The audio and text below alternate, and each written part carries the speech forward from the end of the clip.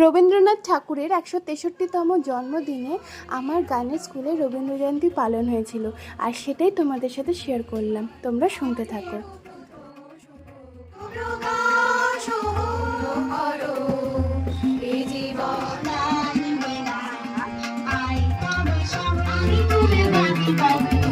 এর মাঝে আমরা কোল্ড ড্রিঙ্কস খেলাম।